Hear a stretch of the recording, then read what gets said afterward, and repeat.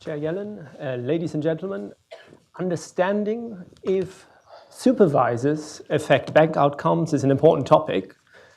So important, in fact, that you'll be treated to a second presentation on this very topic. Very much like John, I'm here to persuade you that supervisors affect bank outcomes and that by and large those effects are pretty positive. And given the amount of bankers in the room, I'm aware that I have my work cut out in trying to persuade you of the latter point.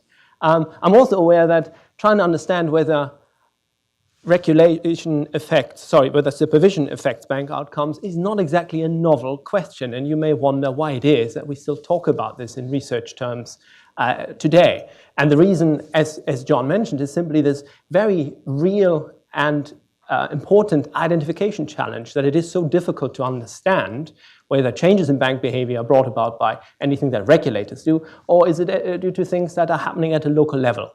And John has done an excellent job in explaining that particular issue. I just want to briefly, if I may, reiterate one point, because that's going to be central to our paper here, which is that we are very much concerned about local effects here. There could be local economic shocks that affect the behavior of banks as well as the behavior of supervisors. And we're not quite sure which way causality goes. The United States is very unique in one aspect, and that's indeed the reason why you have me and a team of UK researchers looking at community banks. The US is quite unique in that you have 3 federal regulators that span the breadth and depth of the United States. And that means, depending, of course, on the charter and the exact location, the implication of this is that within very small geographic regions, you will have each of these 3 regulators active in supervising banks in those small geographic regions. And that gives us a very nice experiment, and that is within a county in the US, if a supervisory office closes, only some of the banks in that county will be affected by that closure. There'll be other banks that are supervised by a different federal supervisor, and those banks will not be affected by it. So what we have here is a similar idea to John in the sense that we're looking at the closures of offices. Where we differ is that we're looking at a series of closures, and we are looking at the effects of closures within counties. So within very small geographic regions. And just to point out the main benefit of this is that we are able to rule out that local economic factors, whether it's shocks to the economy or other items, that many of these we just cannot observe from the outside. We could rule out that this drives our results because those are constant within those small geographic regions. You'll be very well familiar, of course, with the structure of supervision in the United States. This is, as an example, the 8th Federal Reserve District and the various zones in it. I'd like to draw your attention to a quote which is on the Federal Reserve, on the St. Louis Fed website, which is very much in line with the intuition of our paper, which is why I'm showing you this. And the St. Louis Fed website says that branches assist the St. Louis Fed through the gathering of economic information. It ensures a depth and breadth of information not possible from hundreds of miles away. So the idea of locality, of being close to the banks that are supervised, is very much central in this. And that indeed is the reason why we have got this US system of very local-based supervisory offices. Before I go into the details, I'd like to give you an overview, if you like, a summary of our main results. We use 10 office closures in total to show that these are shocks to the efficacy of supervision and efficiency of supervision, and that there are effects that are noticeable on those particular banks that are supervised by those branches, but not on banks which are not supervised by those offices, and which are located in the same counties. We find increases in risk-taking and increases in the loan portfolio of these affected banks. We also show that those affected banks have got lower risk-adjusted returns, more bad loans, more loan charge-offs, and those banks were also more likely to fail during the 2007 to 2009 financial crisis. And last but not least, we find evidence with the notion that it is information asymmetry problems that drive this. So information asymmetries between supervisors and banks are one explanation for these results. We start by identifying office closures, and in order to be able to do this, we need to hand collect the locations of supervisory offices, which is not as simple as it sounds. For the Federal Reserve, that was reasonably easy to do because there's a lot of publicly available documents on this. For the FDIC and the OCC, that required quite a lot of detective works from various sources, including web archiving services like Wayback Machines, which allow us to find out what the supervisor, let's say in 2004, said on their website where their offices were located.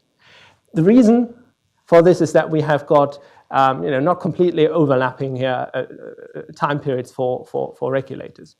We then assume that the nearest relevant supervisory office, that's based on the charter and based on the particular zone that banks are based in, is responsible for bank supervision. We then use this time series of office locations to determine and assume an office is closed if we cannot find information on its location in the following year. Closures are relatively straightforward to identify for the simple reasons that there are references to those offices. It may not be the address itself, but certainly the existence of these offices in other documents. So we're reasonably confident that we've done a very precise job on identifying the closures. We've got 10 in total between 2003 and 2010. Treated banks, so banks that we assume are affected by the closure of an office, are those banks that are supervised by the office that has closed. Control banks are banks that are supervised by different offices but located in the same counties as the treated banks. The reason for that, again, is we wanted to make sure that there are no local factors affecting these results and no local shocks, for instance. We then apply a number of filters. Among others, we exclude banks that have relocated their headquarters, that switched regulators by changing the charter, because we don't want any regulatory shopping also affecting the results. And we exclude large banks, that's banks with more than 1 billion in assets, for the simple reason that some of those banks have got exposed to different types of market discipline. And of course, some of those also have in-house regulators. I'd like to give you a intuitive, if you like, graphical illustration of our analysis. I should say the office closure is real. The position of banks and counties here is completely made up. So just to, so that just looks relatively neat on the slide. We had one of our closures in our sample is the Federal Reserve Bank of New York Buffalo branch closes. And we have got a number of banks shown in red, which are afterwards supervised by the Federal Reserve Bank of New York. What we do in this paper essentially is to look at the behavior of the red dots, the red banks, compared to the blue banks. And the blue banks are banks located in the same counties, but supervised by different offices. And what I'll show you next is a more, if you like, systematic, mathematical approach of this. And I'm trying to show you here that what we do specifically is we use a difference in difference model, where we're looking at various bank outcomes on the left-hand side. And the highlighted bit is in the blue box, and that is the effect that we're trying to isolate here is the treatment effect in up to 3 years after the closure of an office.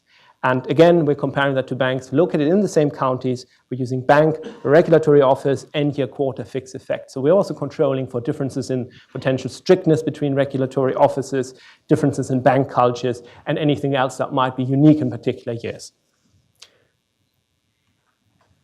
This is one of our key results. I'm only showing you here the key result, which is the coefficient on the previously highlighted term, which is treated times post, which is the effect that treatment has got on on treatment banks compared to banks in the same counties. And what this shows is increases in risk-taking as measured by the Z-score, which is an accounting-based measure of risk, as well as the variability of income measured by return on assets and return on equity. And they are fairly economically substantial. So based on the Z-score, there is a 19% increase in risk-taking in the 3 years following an office closure of banks that were previously supervised by the closed office compared to banks that operated in the same counties as the closed office. Affected banks also increased lending. They increased lending by around about 11% in total and 16% in real estate lending.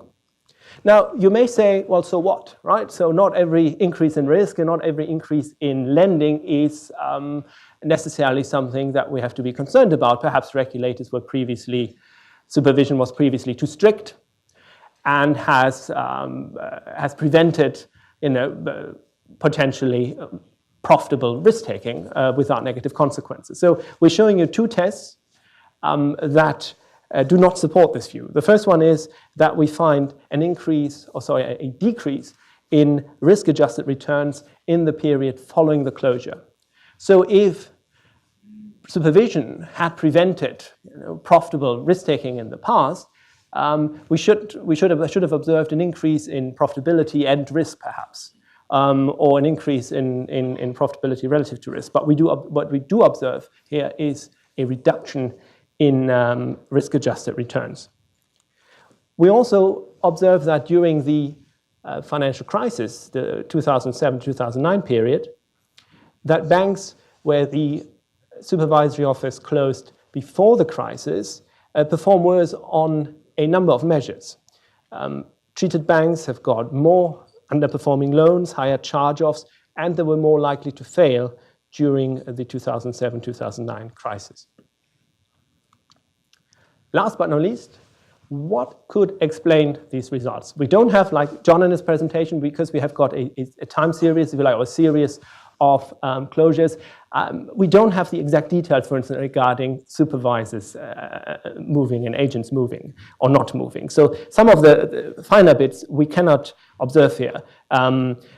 So what we do instead, as a key part of the paper, is we are trying to come up with an explanation for why we observe those results. And that explanation is based on information asymmetry issues between supervisors and banks. And there's two tests that support this view. The first one is that increases in distance that are generated by an office closing and a new office opening explain this result. As the distance increases, so does the magnitude of our findings. And incidentally, if an office is closed and the new office is located less than 15 kilometers away, there are no increases in risk-taking and no increases in lending. Anything beyond that, we are observing an increase in the magnitude of our results. So there is a distance effect here. And in economics literature, we view distance as a way of measuring information asymmetry. Second, we find evidence from loan loss provisioning that also point to information asymmetry issues. Of course, one of the reasons that banks are special is that the key asset class, loans, is very difficult to observe for outsiders, including really for regulators too. And what we are finding here is that after office closures, affected banks made lower loss provisions and less timely loss provisions. So the loan loss provisions after the closure are less reflective of actual future losses. And while you could say, well, lower accounting quality might not necessarily be, might not necessarily be something to be worried about, we do find systematic evidence that tells us that banks only under-provision, they don't over-provision. The results systematically tell us that this changes in loan loss provisioning is simply due to under-provisioning, not to over-provisioning. So there is evidence of regulators being, if you like, less effective, and banks using loan loss provision in a more opportunistic way, you might say, than before the closure. And given the nature of loans as a very opaque asset, we view this as further evidence that loan loss provisioning, that information asymmetry is one of the factors driving our results. To conclude, we show in this work that the quality of bank supervision affects a range of bank outcomes. We use a series of closures of supervisory offices to show that banks that were supervised by the closed supervisory office increase risk-taking and increase lending systematically compared to banks that operate in the same counties but that are supervised by a different federal regulator. The implications of that are fairly clear, but they're still worth pointing out in that, regulators must be careful to balance the costs and benefits here of closing offices. When we were reading a lot of the statements and to do with why offices are closed, of course, cost efficiencies and need for efficiencies was one reason. But as our results show, there is also a counter-argument which shows that the quality of the supervision that can be provided gets worse and noticeably worse if offices are closed. And it's also important to point out that on the other side of the Atlantic in Europe, we are actually observing a big trend towards making supervision much more central. So key supervisory aspects are taken away at the moment in the Eurozone from national regulators and given to new pan-European supervisors. So the idea of local supervision, or extremely local supervision, as you practice here in the US, is being more and more abandoned on the other side. And we think for that discussion too, our results have got some interesting implications. Thank you very much for your attention.